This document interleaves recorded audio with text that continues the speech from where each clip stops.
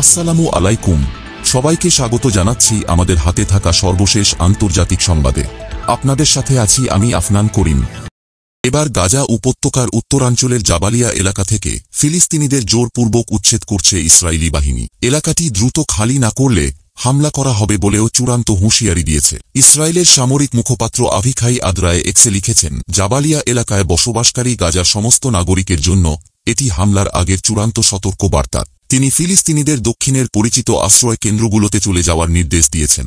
আভিখাই আদ্রায়ে এর আগেও উত্তর গাজার বেইত লাহিয়া ও বেইত হানুনের বাসিন্দাদের জন্য একই ধরনের ঘোষণা দিয়েছিলেন। এর আগে মার্কিন প্রেসিডেন্ট ডোনাল্ড ট্রাম্পও গাজা উপত্যকাকে খালি করে ফিলিস্তিনিদেরকে মিশর, জর্ডান ও অন্যান্য দেশে পাঠিয়ে দেওয়ার একটা পরিকল্পনা তুলে ধরেন, যা মুসলিম ও আরব বিশ্বসহ বিশ্বনেতাদের তোপের মুখে পড়ে। গাজা উপত্যকা থেকে ফিলিস্তিনিদের উচ্ছেদের জন্য নতুন একটি সংস্থা গঠনের ইসরায়েলি সিদ্ধান্তের কঠোর নিন্দা জানিয়েছে সৌদি আরব। দেশটির মন্ত্রণালয় এক বিবৃতিতে জানিয়েছে, গাজা উপত্যকা ও পশ্চিম তীরে আন্তর্জাতিক ও মানবাধিকার আইন লঙ্ঘনের যে কোনো প্রচেষ্টাকে সৌদি আরব সম্পূর্ণরূপে প্রত্যাখ্যান করে। বিবৃতিতে বলা হয়েছে, সৌদি আরব গাজা উপত্যকা থেকে ফিলিস্তিনিদের উচ্ছেদের লক্ষ্যে ইসরায়েলি দখলদার কর্তৃপক্ষের একটি সংস্থা গঠনের ঘোষণার তীব্র নিন্দা জানাচ্ছে। এর আগে ইসরায়েল জানিয়েছে, তারা গাজা উপত্যকা থেকে ফিলিস্তিনিদের স্বেচ্ছা প্রস্থান তদারকি করার জন্য একটি সরকারি সংস্থা গঠন করছে, যা সম্প্রতি ইসরায়েলি নিরাপত্তা মন্ত্রিসভার অনুমোদন পেয়েছে। এদিকে গাজায় যুদ্ধবিরতি ফেরানোর লক্ষ্যে মিশর একটি নতুন প্রস্তাব দিয়েছে।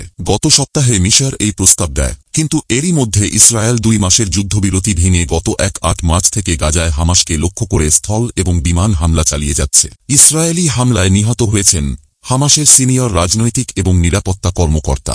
মিশরের প্রস্তাবে বলা হয়েছে, হামাসকে প্রতি সপ্তাহে 5 জন ইসরায়েলি জিম্মিকে মুক্তি দিতে হবে। প্রথম সপ্তাহে 5 জনকে মুক্তি দিলে ইসরায়েল যুদ্ধবিরতির দ্বিতীয় ধাপ কার্যকর করবে। 2টি নিরাপত্তা সূত্র এ তথ্য জানিয়েছে। হামাস এবং যুক্তরাষ্ট্র মিশরের এ প্রস্তাবে রাজি হলেও ইসরায়েল এ নিয়ে কোনো মন্তব্য করেনি।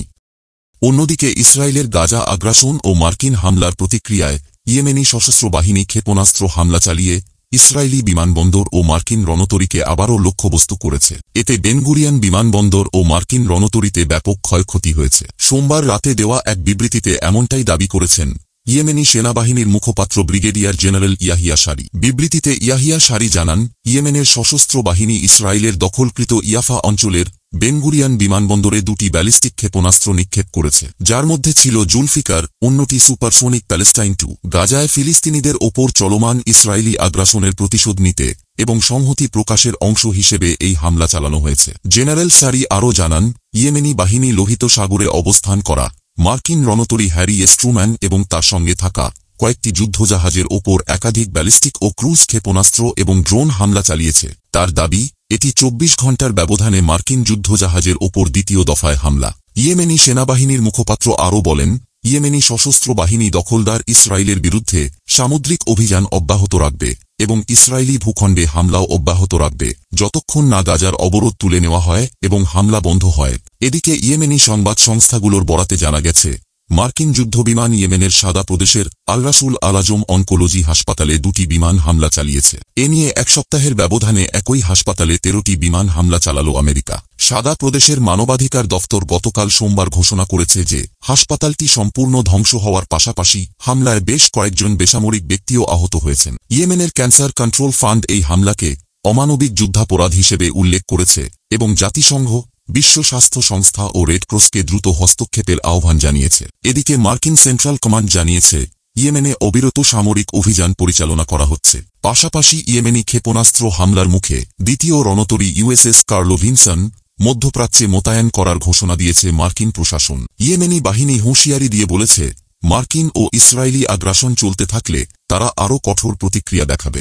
এই হামলার পর ইয়েমেনের সুপ্রিম পলিটিক্যাল কাউন্সিলের সেক্রেটারি ইয়াসির আলহুরি এক সাক্ষাৎকারে বলেন, ইয়েমেনি জাতি, নেতারা এবং সশস্ত্র বাহিনী ফিলিস্তিনি জাতি এবং প্রতিরোধের প্রতি তাদের অঙ্গীকারে অবিচল রয়েছে। ইয়াসির আলহুরি আরও বলেন, ইয়েমেনি জনগণ নির্যাতিত ফিলিস্তিনি জনগণের ওপর চলমান হত্যাকাণ্ড দেখে চুপ করে থাকতে পারে না এবং অন্যান্য আরব দেশের মতো ফিলিস্তিনের সমর্থনে অর্থহীন বিবৃতি দিয়ে সন্তুষ্ট থাকতে পারে না। তিনি বলেন, ইয়েমেনের সামরিক সক্ষমতা এবং সুযোগ সুবিধাগুলি দিন দিন উন্নত হচ্ছে এবং আমেরিকার আগ্রাসন এই সক্ষমতার উপর কোনো প্রভাব ফেলেনি।